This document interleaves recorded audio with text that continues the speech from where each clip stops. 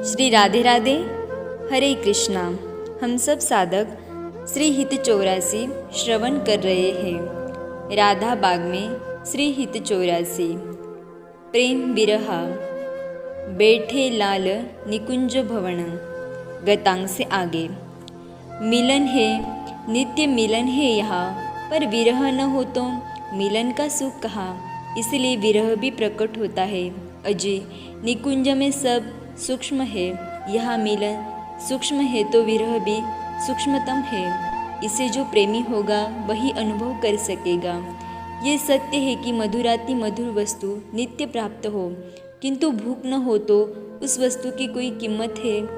ऐसे ही भूख हो पर वस्तु न प्राप्त हो तो भी कोई अर्थ नहीं है। यही बात प्रेम में है। मिलन हो रहा है, नित्य मिलन हो रहा है, पर विरह न हो तो उस मिलन से उचाट होने लगता है। और मात्र विरह हो, मिलन ही न हो तो प्रेम फलेगा ही नहीं। इस बात को श्री राधा वल्लभ संप्रदाय ने नाम दिया है प्रेम विरहा। एक पक्षी है सारस, वो अपनी प्रिया के वियोग को सह नहीं पाता और मर ही जाता है। और एक पक्षी है चकवी, वो रात्रि होते ही अपने प्रिय से दूर किनारे चली जाती है और सुबह होने पर मिलती है। रात भर विरह में गुजारती है। एक बार सारस ने चकई से पूछा, तू कैसे रहती है, बिना प्रियतम के कैसे पूरी रात गुजार देती है। तब चकई ने उत्तर दिया था, सारस तू क्या जाने विरह के रस को, तू तो क्षणिक वियोग प्राप्त होते ही मर जाता है। मैं उस विरह का रस लेती हूँ रात भर, फिर उस दुस्सह विरह के पश्चात जब मिलती हूँ तब जो सुख का अनुभव होता है उसे तू क्या जाने। दोनों की ही बात सही है। सारस मर जाता है वियोग में, उससे नहीं रहा जाता। उसका प्रेम ही ऐसा है। वो मिलन के सुख को जानता, पर चकवी विरह को पीती है तो मिलन के सुख को दुगुना करके फिर आनंद लेती है। ये भी सही है। अब श्री हित हरिवंश गोसाई जी ने दोनों को ही प्रेम को निकुंज में प्रकट करने का प्रयास किया है।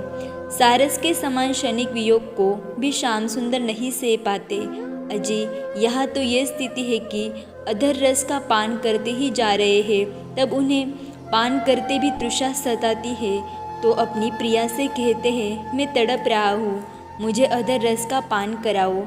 यह स्थिति निकुंज रस की है। रस पीते हुए भी प्यास का बढ़ना, यह है मिलन में विरह। मिलते मिलते आकुल व्याकुल हो उठे कि प्यारी अब मिलो। प्रिया कह रही है, प्यारे मिले तो हो, पर विरह बना ही हुआ है। ये विरह नहीं बनेगा तो प्रेम का खेल नहीं होगा, उबाऊ हो जाएगा। ऐसा अद्भुत प्रेम निकुंज में ही संभव है, जहाँ संयोग और वियोग की स्थिति एक साथ संभव हो जाती है। यह है अद्भुताद्भुत रसानंद। रस में वही डूब सकता है जो अपने को पूरा मिटा सके। आज 40वें पद का गायन होगा। बैठे लाल निकुंज भवन, बैठे लाल निकुंज भवन, रजनी रुचिर मल्लिका मुकुलित त्रिविध पवन। बैठे लाल निकुंज भवन, तू सखी काम केली मनोहर मदन दवन। वृथा गहर कथा करत कृशोदरी कारण कवन। बैठे लाल निकुंज भवन, चपल चली तन की सुधी बिसरी सुनत श्रवण। श्री हित हरिवंश मिले रसलम पट राधिकार वन। बैठे लाल निकुंज भवन।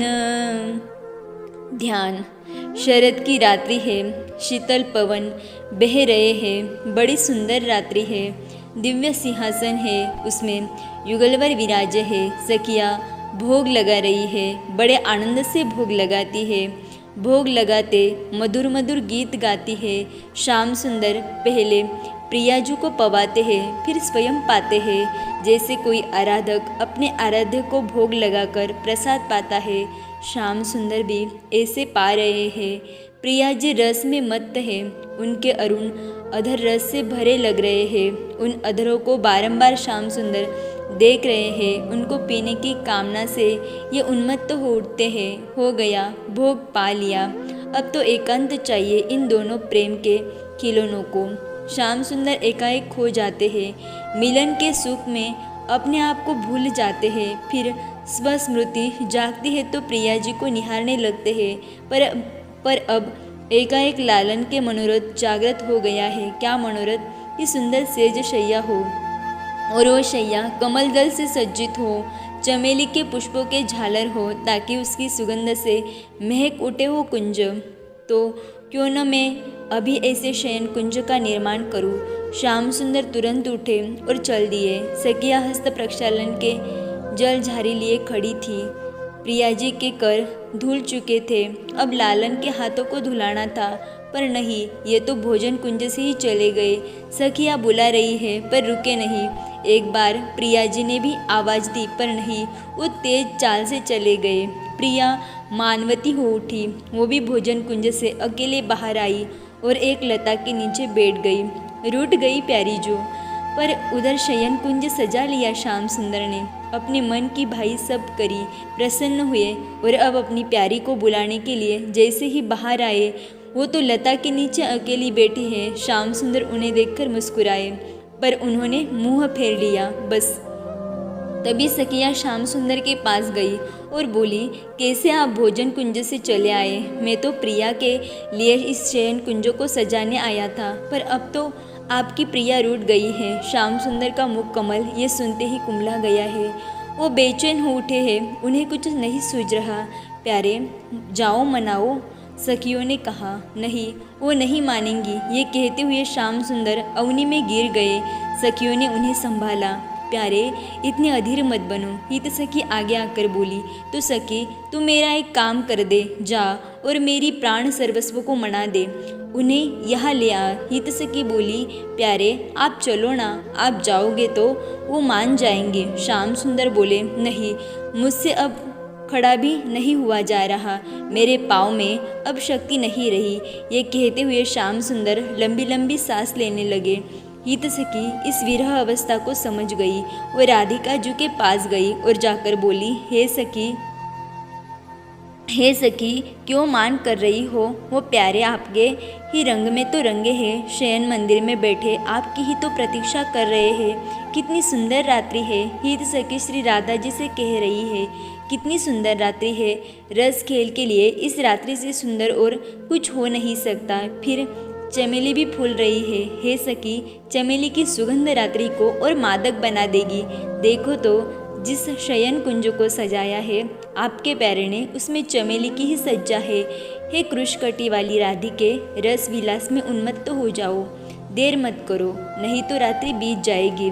जब श्री राधा इस पर भी कुछ नहीं कहती तो हित सखी कहती है, आपके प्यारे व्यतीत है, आपके वियोग में उनके प्राण कंठगत आ गए हैं। उन्हें अपनी कोई सूझ बूझ नहीं है, वो बस आप में ही खो गए हैं। हित सखी बोले जा रही है।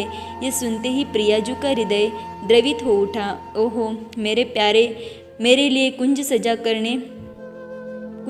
करने गए थे और मैं रूठ गई हूँ। ये देखकर वो इतनी व्याकुल है।